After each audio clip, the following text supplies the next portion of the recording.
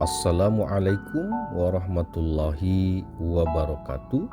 Selamat berjumpa kembali teman-teman semuanya. Sejatinya semua manusia itu memiliki pikiran sadar dan pikiran bawah sadar. Pernah tidak terlintas di benak Anda akan bagaimana cara otak kita bekerja? Tentang bagaimana ingatan di masa lampau dapat terlintas di masa sekarang, atau bagaimana memori-memori tersebut bisa membuat kita menjumpai perasaan-perasaan tertentu. Lalu, apakah saat kita tertidur otak kita sebenarnya sudah tidak bekerja? Bagaimana saat kita bermimpi? Apakah otak tetap bekerja?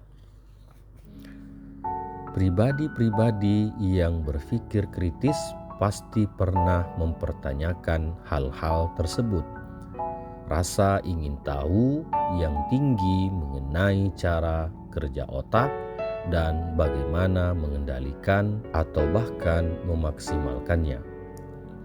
Juga seringkali muncul dalam perdebatan membahas tuntas proses otak kita mendapat, mengolah dan merespon informasi membutuhkan waktu yang tidak ada habisnya. Namun secara singkat, otak kita memiliki dua dapur untuk memasak pikiran, yaitu alam sadar dan alam bawah sadar. Umumnya banyak orang yang lebih fokus pada pencarian jawaban akan pikiran sadar ketimbang pikiran bawah sadar. Padahal pikiran bawah sadar sebenarnya buah pikiran yang dapat sangat mempengaruhi tindakan kita pada suatu permasalahan dan yang membentuk kepribadian. Pikiran sadar terdiri dari perasaan, intuisi, dan ingatan yang disangkal oleh otak kita saat berada dalam kondisi sepenuhnya sadar. Saat kita berada dalam konflik tertentu, perasaan, intuisi, dan ingatan di pikiran bawah sadarlah yang memainkan peran. Seorang filsuf dari Jerman, peneliti psikoanalisis, Sigmund Freud, mengatakan atau mengibaratkan pikiran kita seperti sebuah gunung es.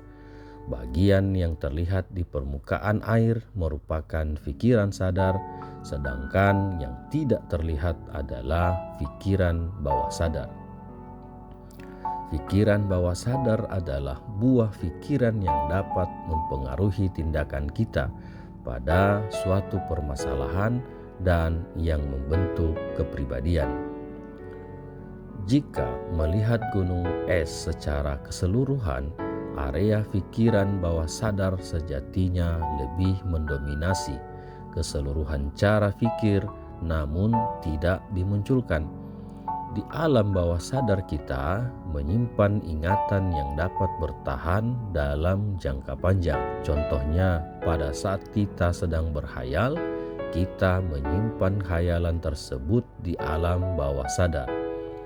Tanpa sadar, suatu saat khayalan tersebut menjadi nyata, meski misalnya baru terjadi 5 atau 10 tahun mendatang.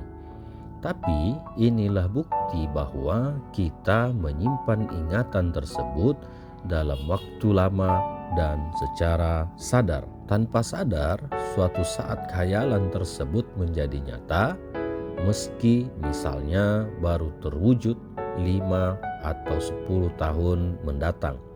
Tapi inilah bukti bahwa kita menyimpan ingatan tersebut dalam waktu lama dan secara tidak sadar memberikan sugesti pada pikiran sadar untuk merealisasikan khayalan tersebut. Nah, sekarang coba bayangkan jika semua khayalan dan mimpi siang bolong benar menjadi nyata, bukan karena kita tidak sengaja memikirkannya, melainkan kita secara sadar memprogramnya. Bagaikan investasi, kita kini menabung keinginan-keinginan positif di alam bawah sadar kita untuk kemudian digunakan di masa mendatang. Lalu sekarang pertanyaannya adalah mulai dari mana menggunakan pikiran bawah sadar tersebut? Yang paling utama adalah mengetahui kapan waktu terbaik memberikan suntikan-suntikan afirmasi pada pikiran bawah sadar Anda. Oleh karena itu, kita perlu mengenali 5 jenis gelombang otak.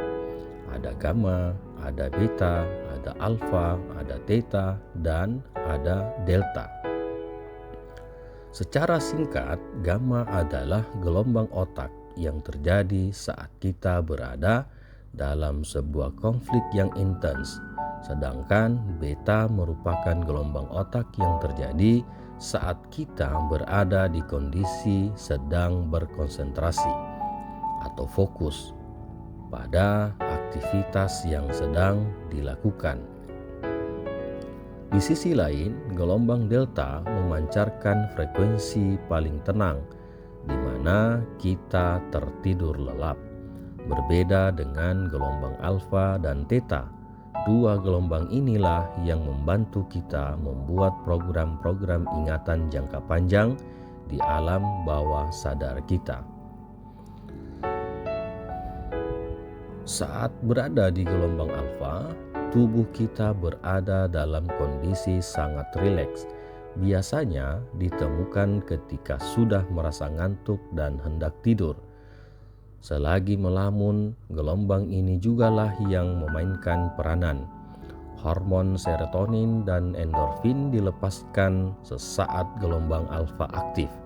Perasaan tenang, nyaman, dan bahagia muncul ketika gelombang ini terpancar. Hampir mirip dengan gelombang theta. Gelombang ini berpendar bila kita mengalami tidur ringan atau dalam situasi sangat hening, seperti kala meditasi atau terapi hipnosis. Itulah mengapa seringkali terdapat seseorang yang mengatakan afirmasi-afirmasi positif ketika meditasi atau hipnosis.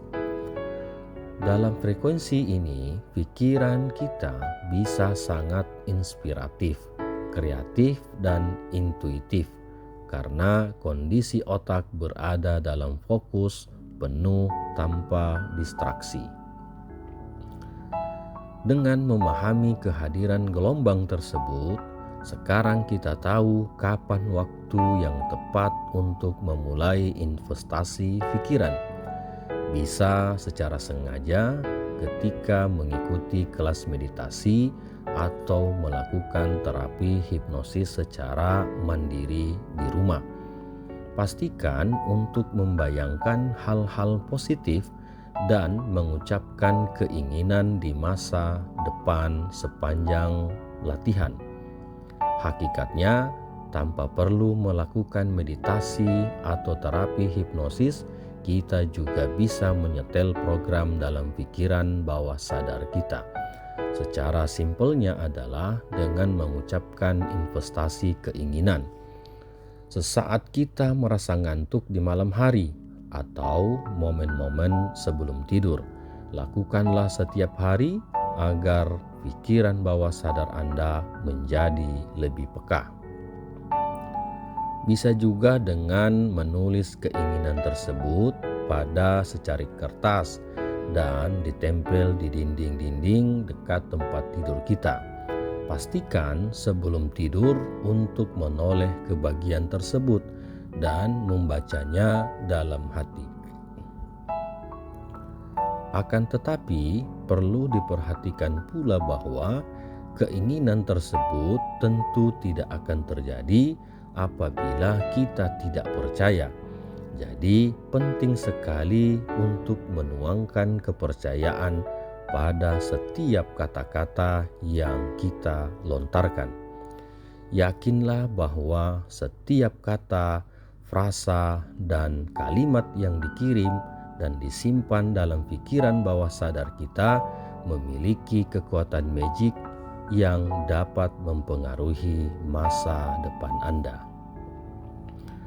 Teman-teman, di dalam berpikir positif ini tentu harus difikirkan yang baik-baik saja, supaya yang direspon oleh alam bawah sadar kita ini semua hal-hal yang positif.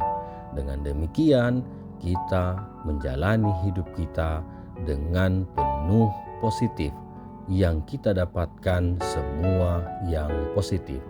Berhati-hatilah berpikir pikiran yang tidak baik, pikiran yang negatif, karena jika Anda berpikir negatif, maka negatif pula lah yang akan Anda alami dalam kesehariannya. Terima kasih teman-teman semuanya, sharing kita untuk hari ini. Semoga bermanfaat dan terima kasih. Assalamualaikum warahmatullahi wabarakatuh.